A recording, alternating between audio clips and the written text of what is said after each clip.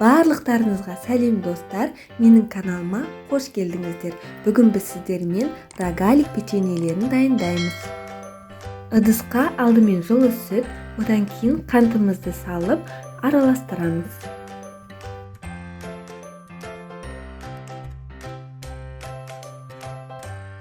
Ашытқымызды қосып, жақсылап араластырып, бетін пищевой пленкамен немесе сүлгімен жауып, шамамен 10-15 минутқа опара пайда болғанша қойып қоямыз.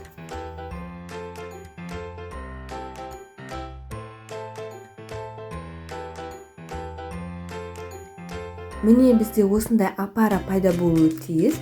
Енді бұған жұмыртқа және де сары майымызды құйып, жақсылап араластырамыз.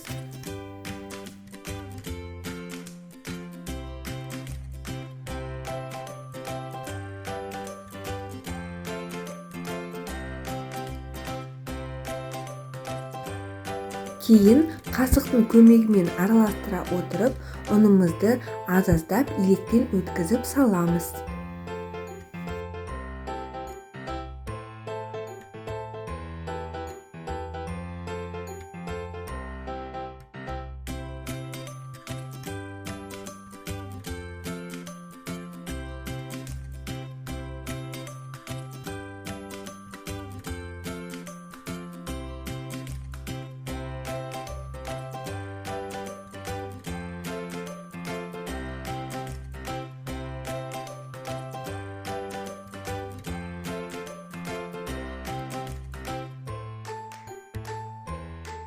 Кейін қасықпен араластыруға сәл қиындау болған кезде қамырымызды дастарханға түсіріп, ұнымызды сеуіп, жақсылап қамырымызды илеп аламыз.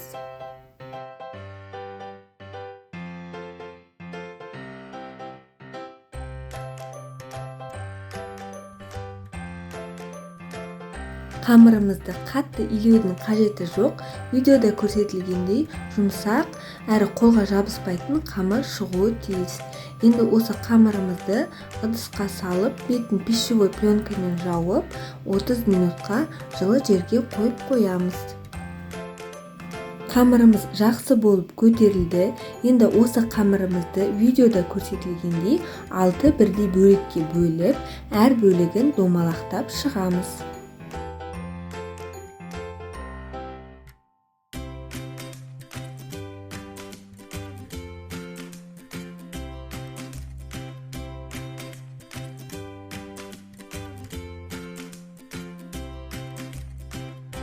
Қамырымыздың бір бөлігін алып, видеода көрсетілгендей оқтаудың көмегімен осылай жайып аламыз.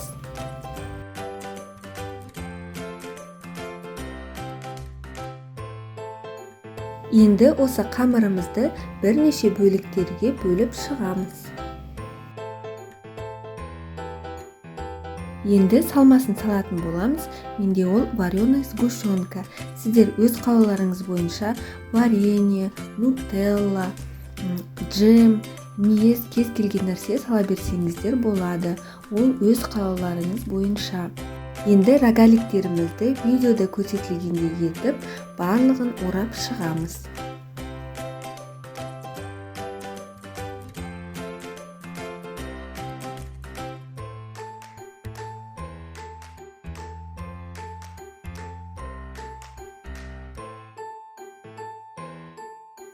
Дайын болған печеньелерімізді пергамент қағазы жайылған противеньге қойып, барлығының бетін жұмыртқамен жағып шығамыз.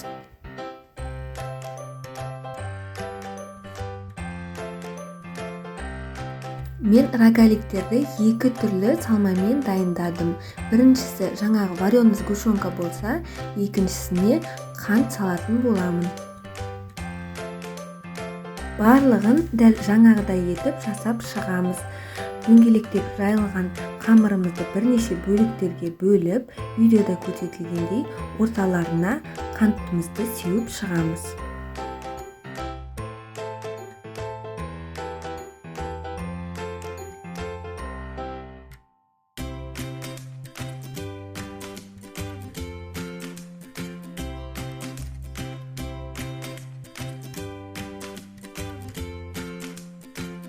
Енді осы рогаликтерімізді видеода көрсетілгендей бет жағын осылай қантқа батырып противеньге қойып шығатын боламыз.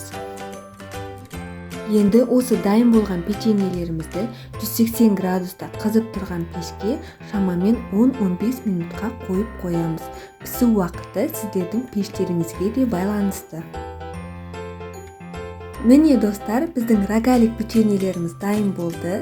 Егер де менің осы рецептімен жасап көріп жатсаңыздар, комментарияға өз пікірлеріңізді жазып кетіңіздер. Және менің каналыма тіркелмеген болсаңыздар, міндетті түрде подписация белгісін басып, тіркеліп кетуді ұмытпаңыздар.